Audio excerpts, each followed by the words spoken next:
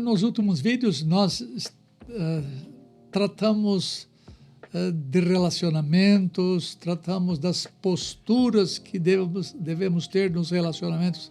E eu falei no capítulo 3 de 1 Pedro 8, coisas positivas como sede todos de igual ânimo, compadecidos, fraternalmente amigos, misericordiosos, humildes.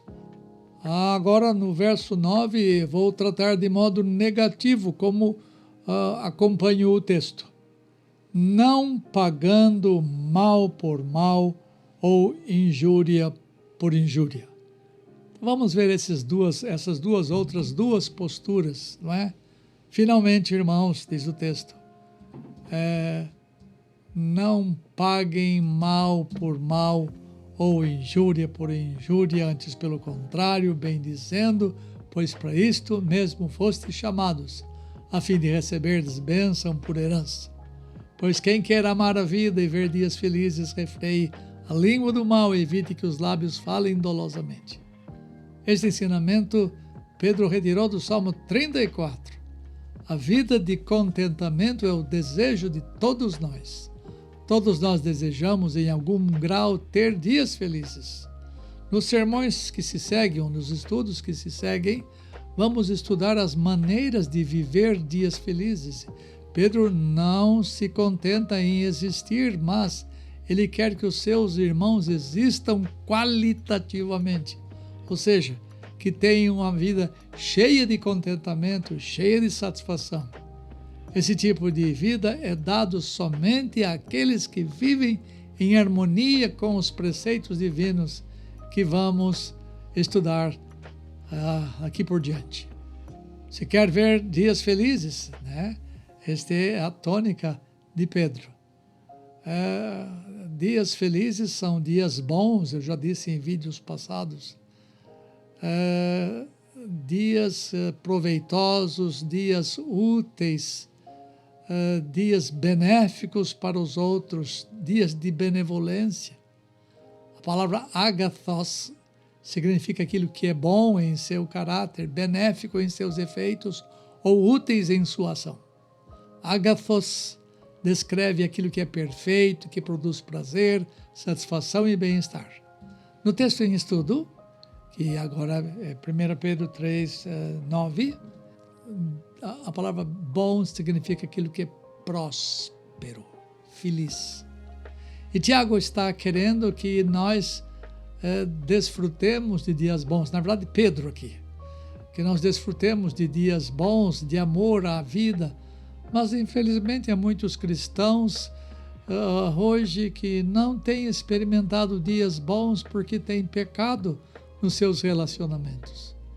Por isso, eles não estão desfrutando a vida cheios de gozo. Então, vamos ver algumas regras para ter dias felizes no seu relacionamento. Primeira regra. São poucas, mas são importantes. Primeira regra, o segredo de uma vida feliz não está na quantidade de bens que uma pessoa possui. Quando ouvem uma pergunta como essa, logo algumas pessoas pensam nos bairros nobilíssimos da cidade onde as pessoas possuem tudo. Nada lhes falta. Eles têm boas casas, têm piscinas, empregados, carros fantásticos, privilégios de poucos. Isso é ter vida feliz na conta de muita gente. O povo que vive nessas condições não é mais feliz do que os que vivem em áreas mais pobres. Na verdade, alguns deles são os mais infelizes dos homens, porque tendo tudo acabam não tendo mais o que desejar nesta vida. E a vida passa a perder o significado para eles. O que acontece frequentemente? Apelam para as drogas e acabam dando cabo à vida. Pessoas infelizes. A nossa vida pode ser feliz e doce mesmo quando não temos muitos bens como outros têm, porque a vida de um homem não depende da abundância dos bens que possui. Os bens materiais não são garantia alguma de felicidade interior. A vida pode ser amarga, mesmo para aqueles que possuem muita coisa. Segunda coisa, o segredo da vida feliz está nos relacionamentos sadios que ela possui. Está nas posturas corretas de relacionamento. A vida feliz vem da parte de Deus e frequentemente está relacionada a bons e saudáveis relacionamentos. Na verdade, as bênçãos de Deus não estão separadas de santos relacionamentos. Veja o que o apóstolo João nos ensina. 1 João 4, 20 e 21. Se alguém disser, amo a Deus, e odiar a seu irmão, é mentiroso. Pois aquele que não ama ao seu irmão, a quem vê, não pode amar a Deus a quem não vê. Ora, temos da parte dele este mandamento, que aquele que ama a Deus, ame também a seu irmão. João estava ensinando o que ele próprio havia aprendido de Jesus no seu evangelho. Um dos discípulos perguntou em Mateus 22, 36 a 40, Mestre, qual é o grande mandamento da lei? Respondeu Jesus, amarás o Senhor teu Deus de todo o teu coração, de toda a tua alma, de todo o teu entendimento. Este é o grande e primeiro mandamento. O segundo é, semelhante a este, amarás o teu próximo como a ti mesmo. Destes dois mandamentos dependem toda a lei e os profetas.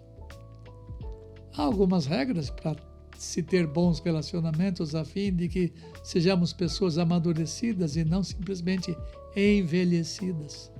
Pedro está ensinando grandes princípios que nos ajudam a desfrutar a vida. Ele nos fornece uma receita infalível. Esses mandamentos são absolutamente relacionais. Você nunca conseguirá ver dias felizes ou dias bons em sua vida se você não se preocupar devidamente em seus ou com seus relacionamentos. Então, argumentando com uma frase negativa, se você quer ter dias bons ou dias felizes, aprenda a não pagar o mal com o mal. 1 Pedro 3,9, na primeira parte do verso. Não pagando mal por mal. Pedro está nos ordenando a não praticar o revide, não praticar a retaliação. Qual é o sinal de que estamos amadurecendo? Quando não damos o troco, quando paramos de retrucar aos outros, quando tiramos de nossos ombros o fardo das lembranças passadas, quando nos voltamos para as lembranças das ofensas passadas, nos portamos como adolescentes espirituais, para não dizer crianças. Retaliação é coisa de criança, é sinal de imaturidade espiritual. Mais provavelmente, este verso nos ensina como tratar os nossos inimigos, aqueles que nos ofendem, sejam eles de dentro da igreja ou fora dela. Pedro estabelece nesta passagem alguns níveis de comportamento. Como cristãos, nós podemos viver em um dos três níveis. Podemos pagar o mal com o mal, que é o nível satânico. Podemos pagar o bem com o bem e o mal com o mal, que é o nível humano. Ou podemos pagar o mal com o bem, que é o nível divino. Jesus é o perfeito exemplo desta última abordagem. Então, algumas verdades sobre não pagar mal por mal. Primeira verdade, somos proibidos de exercer vingança. Pedro está nos ordenando a não praticar o revide, a retaliação. E qual é o sinal de que estamos amadurecendo, crescendo? Quando não damos o troco, quando paramos de retrucar, quando tiramos dos nossos ombros, estou repetindo a ideia, o fardo das lembranças passadas. Nós não podemos ser mais como crianças. Retaliação, eu disse, e repito, é coisa de criança, é coisa de imaturidade. E é muito difícil esse aprendizado, mas é necessário para que você tenha bons dias. Infelizes são aqueles que vivem com constante desejo de vingança contra os que os ofendem. O Espírito de Deus proíbe qualquer tipo de vingança. Não podemos tomar a vingança em nossas mãos. A vingança não é nosso business. Isto é, não é obrigação nossa. É o business de Deus. É alguma coisa que pertence a Deus. Segunda verdade do texto, a vingança tem resultados nefastos. O resultado é a morte, a miséria e, por fim, o sofrimento interminável. Lembre-se de Joabe, o grande general de Davi. Ele era um homem de sangue. Você se lembra do que ele fez com Abner? Está lá em 2 Samuel 13, 27. Quando Abner retornou a Hebrom, Joabe o levou à parte, separou-se de um lugar à parte com ele, e lhe falou muito privadamente. E ali, para vingar o sangue de seu irmão Azael, Joabe o feriu no estômago e ele morreu. Todavia, qual foi o fim de Joabe? Ele teve descanso? Não. Ele tentou evitar a espada, mas não conseguiu paz, mesmo que a tivesse procurado. Está lá em 1 Reis 2, 28. A vingança não traz repouso de alma a ninguém. Terceira verdade. Nós somos ordenados a seguir a paz ao invés da vingança. Você se lembra de como Davi procedeu diante de Saul depois deste tentar caçá-lo várias vezes? Saul soube que Davi estava escondido numa caverna. Estando apurado para ir ao banheiro, Saul entrou numa caverna para, diz o texto, aliviar o ventre. Está lá em 1 Samuel 24, 3. Ele não sabia que Davi estava na parte mais interior da caverna com seus homens. Era a hora de Davi pegar Saul de jeito. Ele se levantou furtivamente para cortar a orla das vestes de Saul. Está lá em 1 Samuel 24, 4. Mas Davi sabia que ele não tinha direito de vingança. Quando ele cortou a orla das vestes do rei, diz o texto que Davi, está lá em Samuel 24, 5 a 7.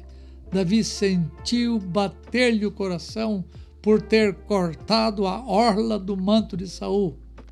E ele disse aos seus homens: o Senhor me guarde de que eu faça tal coisa ao meu senhor. Meu senhor é o Saul.